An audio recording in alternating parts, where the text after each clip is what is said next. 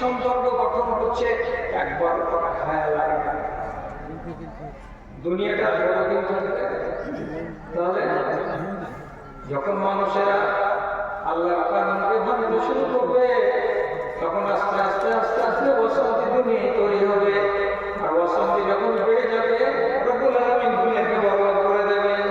এই জন্য তুমি নবী বলছেন ইউকসের রোহারাত পালমারা, দুনিয়াতে হবে কি ছোট ছোট কথাতে মারামারি হবে, সামান্য সামান্য কথাতে ভিড়াভিড়ি হবে, লড়ালড়ি হবে, চাই দোকানে বিল মিটাতে গিয়ে কথা কাটাকাটি হবে, শুধু ওই কথা কাটাকাটিতে মারামারি হয়ে গেল। একটা বাসের ভাড়া দিতে গিয়ে তুমি 10 টাকা নাও, তুমি আমাকে 10 টাকা দাও, এই 10 টাকা 5 টাকা নিয়ে বাসের ভাড়া নেওয়াতে গিয়ে গন্ডগোল হয়ে যাবে। আর গন্ডগোল হয়ে মারামারি হয়ে যাবে। মারামারিটা এত সোজা হয়ে যাবে, এত খেলা হয়ে যাবে যে শেরশাবাদ বলেও নয়, মুসলমান বলেও নয়, কাফের বলে নয়, মানব বর্গেই তারা ছোট ছোট কথাই লড়াই করে দেবে। এমন পর্যন্ত কি টিউবওয়েলের পানি নিতে এসে আমার বাড়িওয়ালি আগে এসেছে, আপনার বাড়িওয়ালি পরে এসেছে, আপনি হলেন সর্দার, আপনার বাড়িওয়ালি কেন দাঁড়িয়ে থাকবে? আমার বাড়িওয়ালি হলো চাষির মেয়ে, ও কিসের জন্য এত তাড়াতাড়ি করে নেবে? এই সামান্য কথা নিয়ে হুড়াহুড়ি হবে, আর হুড়াহুড়ির পরে মারামারি হবে, আর মারামারিটাতে পুরুষেরা অংশগ্রহণ করবে, আর পরে সেখানে লাশ করে দেবে। নবীজি বলছে ছোট ছোট কথাই, সামান্য সামান্য কথাই সংসারে চলতে গিয়ে ঠোকাঠুকি একটা হয়ে যাবে, আর তাতেই মানুষের লাশ কড়াকড়ি হয়ে যাবে। তখন জানতে হবে দুনিয়া বেশি দিন টিকার নয়। আর কি ব্যভিচার, ব্যভিচার বেড়ে যাবে দুনিয়াতে। ব্যভিচারটা কেমন হবে? তো ডালভাত। কেমন ডালভাত হবে? কেন ডালভাত হবে? তো তার একটি মাত্র কারণ হলো এই ইখতিলাত। ইখতিলাতের মানে হলো নর আর নারীর অবাধে মেলামেশা। নর আর নারী যখন এক জায়গাতে থাকবে, গল্প করবে, হাসবে, ঠাট্টা করবে, খেলবে, তামাশা করবে, এইগুলো বেশি যদি হয় হায়াটা হারিয়ে যাবে। হায়া থাকবে না, লজ্জা থাকবে না, দ্বিধা থাকবে না, সংকোচ থাকবে না। এই যে পুরুষ, এটা আমি যে নারী, আমি একটু দূরে থাকি, ওর সাথে কেন মেলামেশা করবো, এগুলো কথা থাকবে না। কি কারণে? বেশি বেশি নর আর নারীতে একত্রিত হয়ে থাকার কারণে হয় স্কুল কলেজে এটা হবে, আর না হয় কর্মসংস্থানে হবে। যদি কর্মসংস্থানে হয় নর আর নারী, তো তাহলে সেখানেও ফেতনা হবে। আর যদি স্কুল কলেজে হয় ইখতিলাত মানে মিলামেশা, এখানেও ফেতনা হবে। জানেন না? জানেন না? জেনে রাখেন। বাংলাদেশে গভর্নমেন্ট বলেনি, গার্মেন্টের মানে হলো কি পোশাকের ব্যবসা।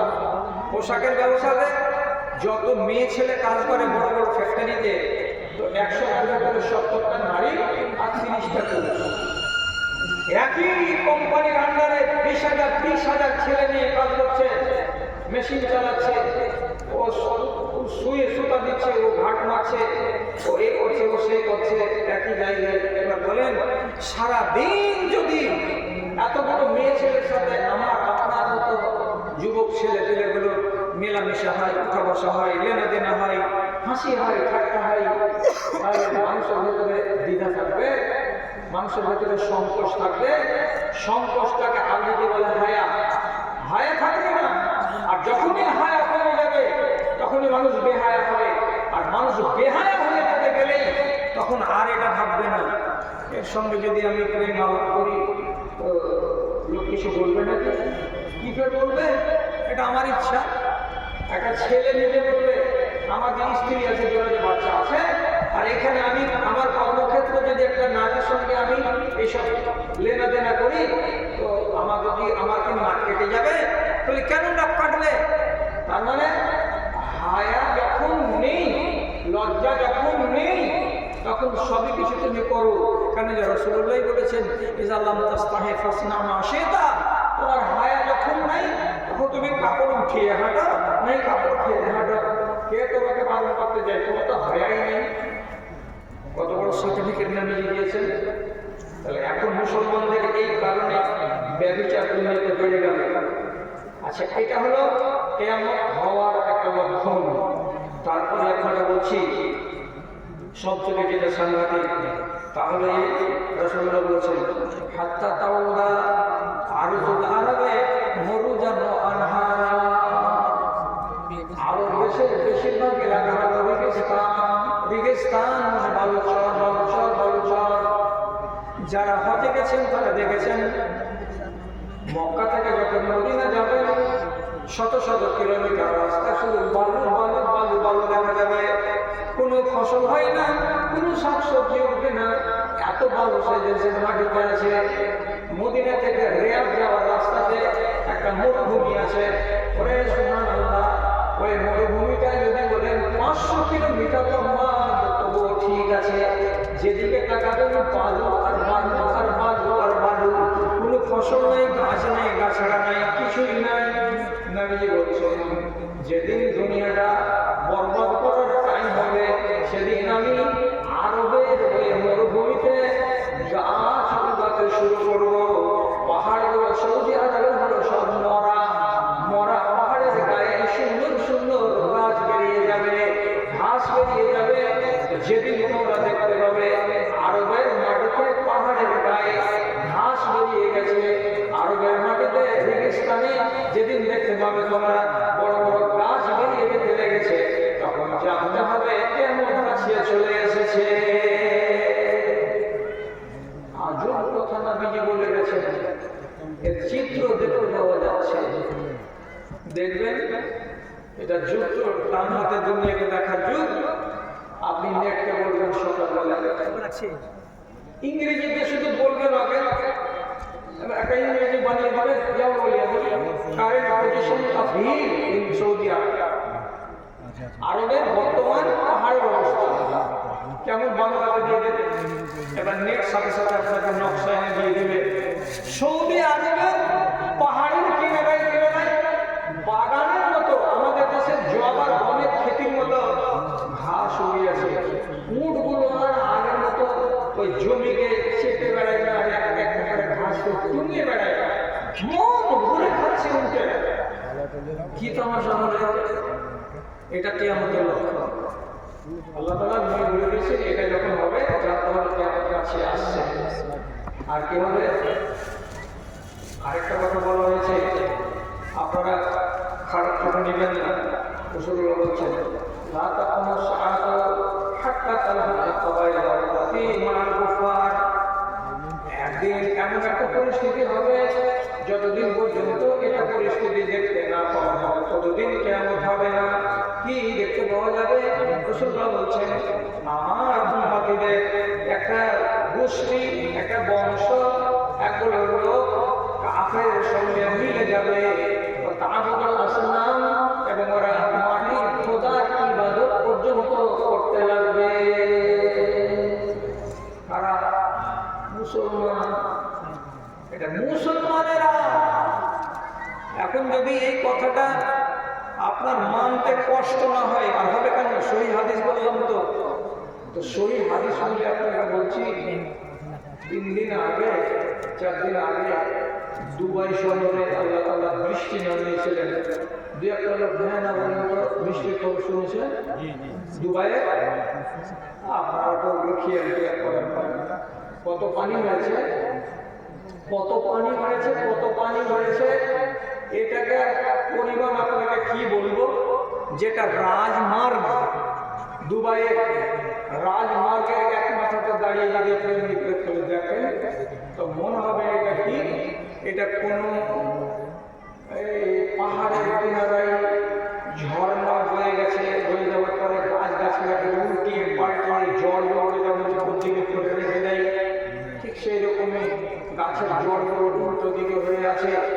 আর পরিসংখ্যান বলছে যে 5,47,000 4 চাকা, 6 চাকা, 8 চাকা, 10 চাকা, কেউ এতখানি বালুতে পুঁতে আছে, কেউ মুখ ঢুকিয়ে আছে, কেউ পাশা ঢুকিয়ে আছে, দিয়ে বুড়া হাল হয়ে 5.5 লক্ষ যানবাহন বরবাদ হয়ে পড়ে আছে মাঠে আর ঘাটে আর রাস্তায়। একটা রোডের চিহ্ন বলে কত পানি হয়েছে, কত কাবু হয়েছে। আল্লাহু আকবার। 8 দিন ধরে দুবাই এয়ারপোর্ট থেকে প্লেন উড়ে না, যে বুর্জ খলিফা দেখার জন্য দুনিয়ার লোক যত আর কোটি কোটি ডলার ওখানে লুটিয়ে দিয়ে আসতো, সেই বুর্জ খলিফাকে বন্ধ করে রাখা আছে যতক্ষণ পর্যন্ত পশ্চিম থেকে কোনো ইঞ্জিনিয়ার না আসবে এবং তন্ন তন্ন করে পরীক্ষা না করবে কেমন অবস্থাতে আছে, ততক্ষণ পর্যন্ত বুর্জ খলিফার দরজা খোলা হবে না। কোথায় গেল তোমার বাবা? এত বৃষ্টি আল্লাহ তাআলা মরুভূমিতে নামিয়ে দিলেন, এমনি নয় আল্লাহ ঘন্টা বাজিয়ে এমনি করে একবার। কেন হাদিসটা কি বললাম? হাত্তা কাল হাত্তা কাবাইরাম তিমাল কুফার। একটা দিন আসবে, সেই যুগে আমার উম্মতীদের একটা অংশ কাফেরদের সঙ্গে মিলে যাবে এবং তাদের মুহাব্বতে করে তাদের খোদার পূজা আরম্ভ করে দেবে। কারা এরা মুসলমান। যখন এরকম শুরু হয়ে যাবে তখন জানতে হবে কিয়ামত কাছে চলে এসেছে।